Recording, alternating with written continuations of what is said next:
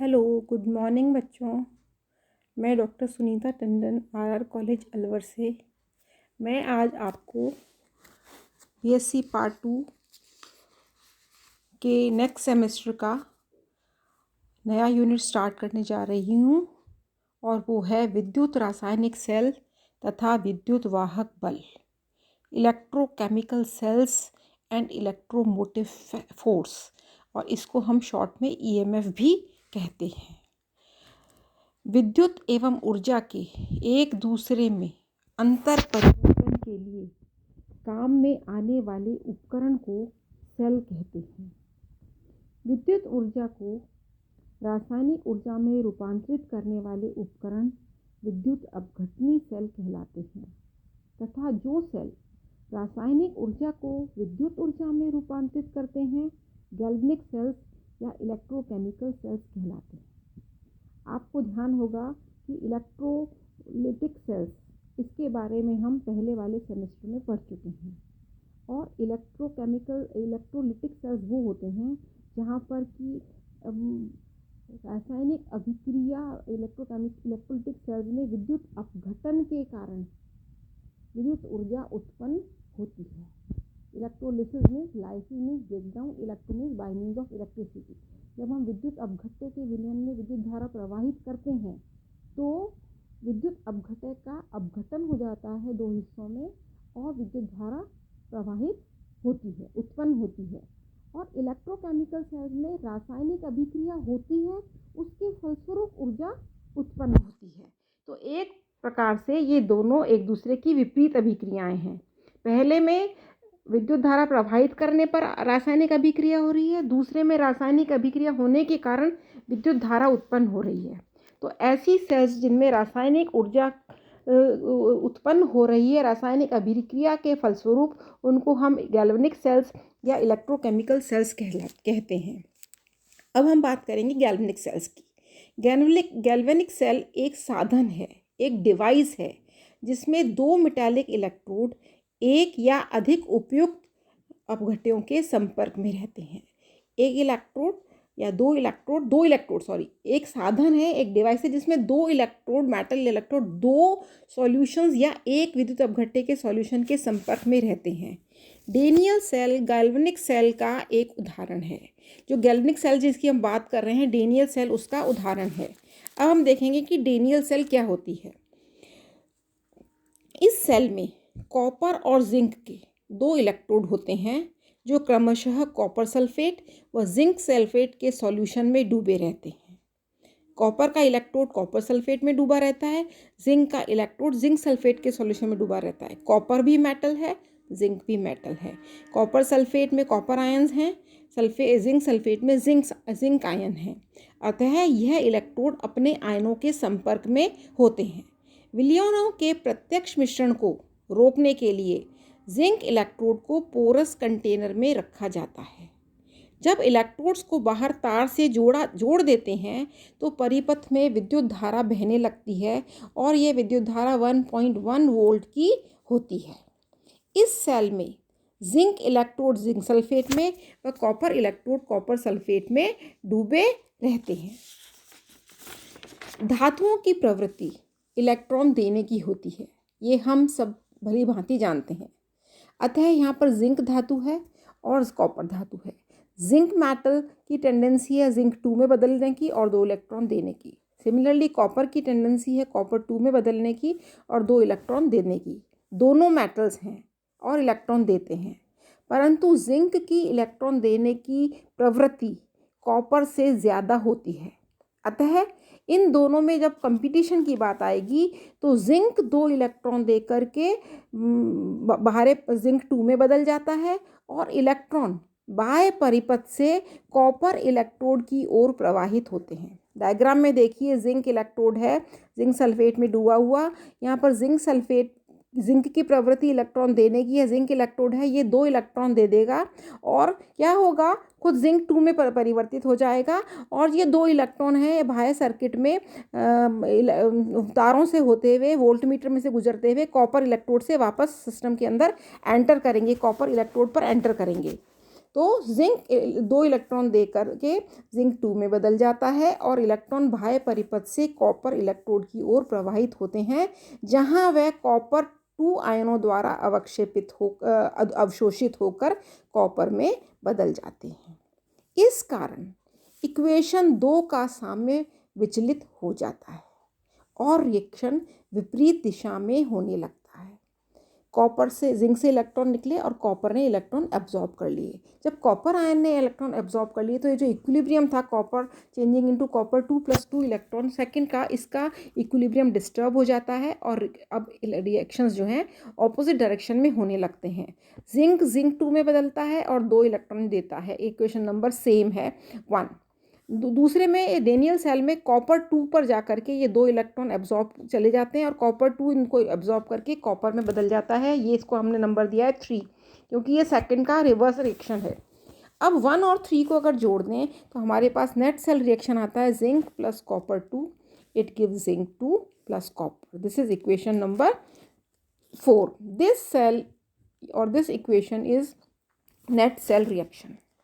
जब तक circuit close रहता है ये इलेक्ट्रोड रिएक्शन निरंतर होते रहते हैं और इलेक्ट्रॉन की धारा जिंक से बाहरी परिपथ द्वारा कॉपर इलेक्ट्रोड की ओर प्रवाहित होती रहती है।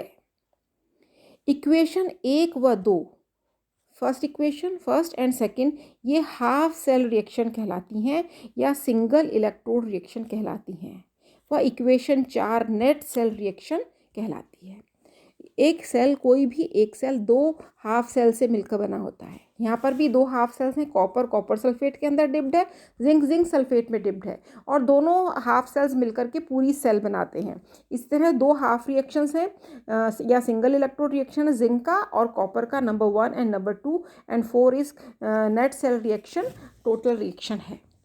इक्वेशन 1 और इक्वेशन 3 द्वारा दर्शाई गई अभिक्रियाएं क्रमशः ऑक्सीडेशन व रिडक्शन रिएक्शंस हैं। पहली में इलेक्ट्रॉन मुक्त हो रहे हैं, अतः ऑक्सीडेशन है। वह दूसरी में इलेक्ट्रॉन ग्रहण किए जा रहे हैं, अतः यह रिडक्शन रिएक्शन है। अतः सेल अभिक्रिया वास्तव में ऑक्सीडेशन रिडक्शन रिएक्शन ही है। अतः किसी भी आयनिक ऑक्सीडेशन रिडक्शन रिएक्शन को इलेक्ट्रोकेमिकल सेल या इलेक्ट्रोकेमिकल रिएक्शन, बेटर है कि हम ये कहें इलेक्ट्रोकेमिकल सेल बनाने के काम में लिया जा सकता है। इक्वेशन 1 और 3 का जोड़ इक्वेशन नंबर 4 एक रिडॉक्स रिएक्शन है। अभी मैंने आपको बताया कि जिंक 2 में बदल जाता है और 2 इलेक्ट्रॉन निकल जाते हैं। ये ऑक्सीडेशन रिएक्शन है क्योंकि यहाँ पर इलेक्ट्रॉन निकल रहे हैं और कॉपर 2 इलेक्ट्रॉन लेकर के 2 इलेक्ट्रॉन लेकर कॉपर में बदल रहा है, ये एक रिडक्शन रिएक्शन है। अतः परिपाटी के अनुसार, परिपाटी मीन्स कन्वेंशंस के अनुसार, वह इलेक्ट्रोड जिस पर ऑक्सीडेशन होता है या जिससे इलेक्ट्रॉन बाह्य परिपथ में प्रवेश करते हैं, सीधी सी बात है बच्चों कि जिस पर इलेक्ट्रोड पर ऑक्सीडेशन होता है, जहाँ ऑक्सीडेशन होगा वहाँ डी इलेक्ट्रोनेशन होता है, इलेक्ट्रॉन निकलते हैं, एक सिस्टम में से इलेक्ट्रॉन निकलते हैं। तो जब ऑक्सीडेशन होगा तो वहाँ पर इलेक्ट्रॉन की अधिकता हो जाएगी उस जगह पर, और जब इलेक्ट्रॉन की अधिकता हो जाएगी तो वो इलेक्ट्रॉन बाह्य परिपथ से जाकर के दूसरे इलेक्ट्रोड से प्रवेश करते हैं और ये एनोड कहलाता है। और वह इलेक्ट्रोड जिस पर रिडक्शन होता है या इलेक्ट्रॉन सेल में प्रवेश करते हैं कैथोड कहलाता है। इसके अनुसार डेनियल सेल में जिंक एनोड का काम करता है क्योंकि इस पर ऑक्सीडेशन हो रहा है, और जहाँ पर भी ऑक्सीडेशन होता है और एनोड हमेशा नेगेटिव होता है, यहाँ पर माइनस ऑक्सीडेशन हो रहा है इसलिए ये नेगेटिव है और इसलिए ये एनोड है। कॉपर जो है वो कैथोड है, वहाँ पर रिडक्शन हो रहा है और वो पॉजिटिव इलेक्ट्रोड है, क्योंकि ऑक्सीडेशन होने से जिंक इलेक्ट्रोड पर इलेक्ट्रॉन्स की संख्या बढ़ गई है। जब चार्ज नेगेटिव चार्ज ज़्यादा है तो उसका साइन नेगेटिव होगा, और कॉपर पे इलेक्ट्रॉन ले रहा है, इलेक्ट्रॉन कॉपर क्यों इलेक्ट्रॉन ले रहा है, क्योंकि कॉपर 2 आयन उपस्थित हैं और उनमें इलेक्ट्रॉनों की कमी है, पॉजिटिव चार्ज है, इसलिए वो इलेक्ट्रॉन ले रहा है, इसलिए वो पॉजिटिव है और कैथोड है। यह इम्पॉर्टेंट है कि इलेक्ट्रोलिटिक सेल में कैथोड नेगेटिव होता है और एनोड पॉजिटिव होता है। देख लीजिए आप, ऊपर मैंने एनोड इलेक्ट्रोलिटिक केमिकल सेल में एनोड को नेगेटिव लिखा है और हम इलेक्ट्रोलिटिक सेल में एनोड को पॉजिटिव कहते हैं, क्योंकि जिस इलेक्ट्रोड से बाह्य परिपथ में इलेक्ट्रॉन प्रवेश करते हैं वह नेगेटिव एनोड होता है। इलेक्ट्रोलिटिक सेल में इलेक्ट्रोड को बैटरी से जोड़ते हैं, तो इलेक्ट्रॉन सेल में एनोड से बाह्य परिपथ में जाते हैं। कहाँ जाते हैं? एनोड से। देखिए डायग्राम देखिए इलेक्ट्रोलिटिक सेल का, इसके अंदर हमने 2 इलेक्ट्रोड लिए हैं और बैटरी से कनेक्ट कर दिया। पहली चीज़ है कि जिस एंड को तार से नेगेटिव एंड जुड़ा हुआ होगा वहीं से इलेक्ट्रॉन अंदर जाएंगे, सिस्टम के अंदर जाएंगे, और पॉजिटिव एंड से इलेक्ट्रॉन बाहर निकलेंगे। ठीक है, पॉजिटिव। तो जब जिस परिपथ में इलेक्ट्रॉन जो है बाह्य परिपथ में एनोड से जा रहे हैं, या जिस इलेक्ट्रोड से बाह्य परिपथ में इलेक्ट्रॉन जा रहे हैं वो पॉजिटिव होता है और वो एनोड होता है। तो यहाँ पर एनोड पॉजिटिव है। ठीक है, और जिस इलेक्ट्रोड से इलेक्ट्रॉन परिपथ में प्रवेश कर रहे हैं वो नेगेटिव है और कैथोड होता है। क्यों होता है कैथोड? ये क्योंकि इसमें हमने जोड़ा बैटरी से है, जिस नेगेटिव एंड से जोड़ेंगे वहाँ से इलेक्ट्रॉन जाएंगे, इसलिए ये नेगेटिव है। ठीक है, लेकिन इलेक्ट्रोकेमिकल सेल में रिएक्शन होने से जिंक 2 इलेक्ट्रॉन दे रहा है, एक एटम जिंक का जिंक 2 में बदलकर 2 इलेक्ट्रॉन दे रहा है। इस तरह से यहाँ पर इलेक्ट्रॉन की अधिकता है जिंक पर। ठीक है, जिंक पर इलेक्ट्रॉन की अधिकता है और ये नेगेटिव है, क्योंकि यहाँ पर इलेक्ट्रॉन की अधिकता है इसलिए यहाँ पर नेगेटिव साइन है। और दूसरी चीज़, ये इलेक्ट्रॉन जो है इस इलेक्ट्रोड से सर्किट में जा रहे हैं और कॉपर से सर्किट के अंदर जा रहे हैं, इसलिए वो कैथोड है और वो पॉजिटिव है। इस संदर्भ में कैथोड और एनोड के साइन को लेकर के इलेक्ट्रोलिटिक सेल्स और इलेक्ट्रोकेमिकल सेल्स एक दूसरे के विपरीत हैं, इसलिए कोई कन्फ्यूज़न की ज़रूरत नहीं है। आप कन्फ्यूज़ मत होइएगा, बस ये ध्यान रखिएगा कि जिस इलेक्ट्रोड से इलेक्ट्रॉन बाह्य परिपथ में जा रहे हैं वो एनोड है और जहाँ अंदर आ रहे हैं वो कैथोड है। हम ये भी कह सकते हैं कि एनोड पर हमेशा ऑक्सीडेशन होता है व कैथोड पर रिडक्शन, या de electronation is oxidation. Zinc 2+2, this is de electronation, and electronation is reduction. Copper electron ले रहा है, ये रिडक्शन है। अतः यदि हम यह जान पाएँ कि ऑक्सीडेशन कहाँ होता है तो हम एनोड कैथोड को आसानी से पहचान सकते हैं। अगर हम एक पहचान लें कि इस पर एनोड पर ऑक्सीडेशन हो रहा है तो डेफिनेटली दूसरे पर रिडक्शन होगा। अगर एनोड पर ऑक्सीडेशन हो रहा है तो एनोड कैसा होगा? हमारा नेगेटिव होगा, तो दूसरा ऑटोमेटिकली पॉजिटिव होगा। नेक्स्ट है कि सेल का ईएमएफ दोनों इलेक्ट्रोडों के विभवों के अंतर के बराबर होता है और इसे वोल्ट में अभिव्यक्त किया जाता है। तो हमने ये इंट्रोडक्टरी पार्ट पढ़ा कि गैल्वेनिक सेल्स क्या होती हैं, इलेक्ट्रोकेमिकल सेल्स क्या होती हैं, इलेक्ट्रोलिटिक सेल्स क्या होती हैं, और उनके अंदर आपस के अंदर किस तरह से इलेक्ट्रोड के बारे में पॉजिटिव नेगेटिव में क्या डिफरेंस है। अब हम पढ़ेंगे रिवर्सिबल एंड इरिवर्सिबल सेल्स, उत्क्रमणीय एवं अनुत्क्रमणीय सेल। ऊष्मागति के सिद्धांत, ये आप सब जानते हैं, ऊष्मागति सबने पढ़ी है। ऊष्मागति के सिद्धांत केवल उत्क्रमणीय अभिक्रियाओं पर ही प्रयुक्त होते हैं, अतः उत्क्रमणीय व अनुत्क्रमणीय सेल्स में अंतर स्पष्ट करना आवश्यक है। वह प्रक्रम उत्क्रमणीय कहलाते हैं जिसे इस प्रकार से संपन्न किया जाए कि ड्राइविंग फोर्स व ऑपोजिंग फोर्स के मध्य अनंत सूक्ष्म अंतर हो। समझ में आया आपको?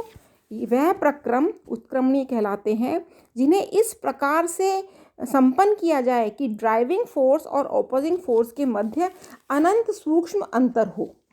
यदि विरोधी बल या ऑपोजिंग फोर्स की मात्रा अनंत सूक्ष्म अंतर से बढ़ा दी जाए तो प्रक्रम उत्क्रमित हो जाता है। ये एक इम्पॉर्टेंट सेंटेंस है इस चैप्टर का। अब आप इसको ऐसे समझ सकते हैं कि आपने रस्सा कसी देखी होगी, उसमें हम क्या करते हैं कि एक रस्सी के बीच में रुमाल बांध देते हैं और 2 टीम्स उस रस्सी को खींचती हैं, दोनों ऑपोजिट दिशा में खींचती हैं, और बीच में एक ज़मीन पर निशान बना दिया जाता है, वहाँ पर रुमाल हॉरिजॉन्टली ऊपर रस्सी के ऊपर बंधा रहता है। अब दोनों जो टीमें हैं अपनी रस्सी को खींचती हैं। तो आपने देखा होगा कि कभी कभी ऐसा होता है कि रुमाल उसी लाइन जहाँ नीचे निशान बना रखा है ज़मीन पे मिट्टी में, उसके ऊपर ही रहता है रुमाल। कभी एक तरफ सरक जाता है, कभी दूसरी तरफ दूसरी टीम की तरफ चल जाता है। जिधर फोर्स ज़्यादा होगा रुमाल का विस्थापन उस तरफ होगा, और अगर पूरा एक टीम खींच के ले जाए तो वो जीती भी मानी जाती है।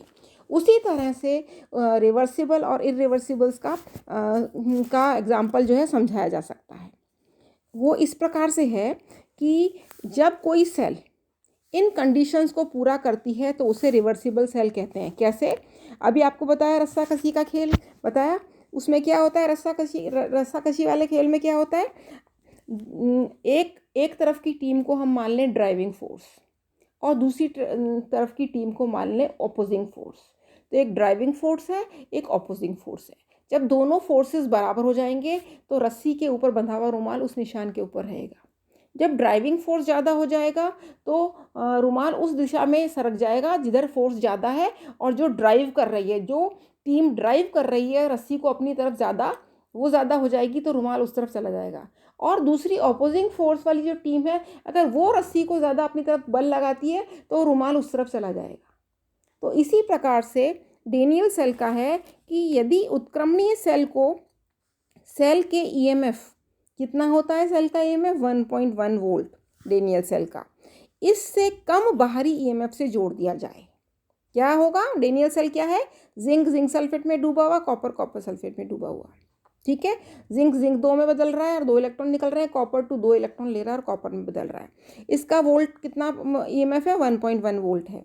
तो यदि इस डेनियल सेल को जिसका जिसका कि विभव 1.1 वोल्ट है, इसको 1.1 वोल्ट से कम बाहरी ईएमएफ से जोड़ दिया जाए, इस सेल के अगेंस्ट एक हम वोल्टेज का सोर्स लगाएं जिसका ईएमएफ 1.1 से कम हो, तो रिएक्शन 1 व 3 के अनुसार ही होंगे और दोनों इलेक्ट्रोड्स के विभवों के अंतर के बराबर ही करंट सर्किट में फ्लो करेगा। मतलब क्या होगा? जैसा हमने अभी तक बताया है वैसा ही होगा। फर्स्ट पर ऑक्सीडेशन होगा, सेकंड पर रिडक्शन होगा, दोनों को जोड़ दें 3 पे नेट सेल पे तो रिडॉक्स रिएक्शन आ जाएगा। और जो बाहरी आपने करंट लगाया है, बाहरी वोल्टेज लगाई है और सेल की वोल्टेज, इन दोनों की वोल्टेज के अंतर के बराबर करंट सर्किट में फ्लो करेगा। दूसरी कंडीशन है, यदि सेल को जिसका कि विभव 1.1 वोल्ट है, इसको बाहर से 1.1 वोल्ट के पोटेंशियल से जोड़ दिया जाए। ऑपोजिंग फोर्स, एक फोर्स लगाया जाए बैटरी से जिसका कि पोटेंशियल 1.1 वोल्ट हो, तो क्या होगा कि सब चीज़ें सीज हो जाएंगी। सीज होने का मतलब ही नहीं रुक जाएंगी, साम्य अवस्था हो जाएगी। फॉरवर्ड रिएक्शन और बैकवर्ड रिएक्शन की रेट बराबर हो जाएगी, कोई करंट सर्किट में पास नहीं होगा और आपको ऐसा लगेगा कोई रिएक्शन नहीं हो रहा, जबकि दोनों रिएक्शंस की रेट बराबर हो जाएगी। और तीसरा है, यदि लगाए गए ईएमएफ को इतना बढ़ा दिया जाए कि वो 1.1 वोल्ट से अनंत सूक्ष्म अंतर से ज़्यादा हो जाए, फॉर एग्जाम्पल 1.11 वोल्ट हो जाए, तो इसका मतलब कितना ज़्यादा हुआ? आप माइनस करके देख लीजिए, 0.01 वोल्ट ज़्यादा हुआ। तो बाहरी जो ईएमएफ है वो 0.01 वोल्ट से भी ज़्यादा, अनंत सूक्ष्म अंतर से आपने अगर ज़्यादा कर दिया तो सेल रिएक्शन उल्टी दिशा में होने लगेंगे, वह करंट भी उल्टी दिशा में प्रवाहित होगा। यानी करंट अब कॉपर से जिंक की तरफ चलने लगेंगे इलेक्ट्रॉन, और कॉपर से जिंक की तरफ इलेक्ट्रॉन जाएंगे। अतः डेनियल सेल में फर्स्ट कंडीशन में क्या है? वो ही है, copper zinc plus copper 2 gives zinc 2 plus copper. ठीक है, जिंक से कॉपर की तरफ इलेक्ट्रॉन जा रहे हैं। दूसरी कंडीशन में no current no reaction, no reaction, equilibrium condition, and cell EMF बाहर से लगाए विभव के बराबर है, तो 0 हो गया दोनों के अंदर डिफरेंस। एंड थर्ड है कि जब बाहर का ईएमएफ 1.11 वोल्ट है या सेल के ईएमएफ से अनंत सूक्ष्म अंतर से ज़्यादा है, तो अब कॉपर जो है कॉपर 2 में बदलेगा और जिंक 2 इलेक्ट्रॉन लेगा। अर्थात जो डेनियल सेल का जो पहला नंबर 1 का इक्वेशन, हमारा जो नंबर 3 का इक्वेशन है, उसमें जिंक कॉपर को इलेक्ट्रॉन देता है और जिंक 2 और कॉपर में बदलता है। यहाँ पर कॉपर जिंक को इलेक्ट्रॉन देगा, खुद कॉपर 2 में बदलेगा और जिंक एज इट इज़ रहेगा, मेटल की फॉर्म में रहेगा। इस प्रकार डेनियल सेल में विद्युत धारा की दिशा व रासायनिक परिवर्तन की दिशा दोनों बदल जाती हैं। अतः डेनियल सेल एक रिवर्सिबल या उत्क्रमणीय सेल है।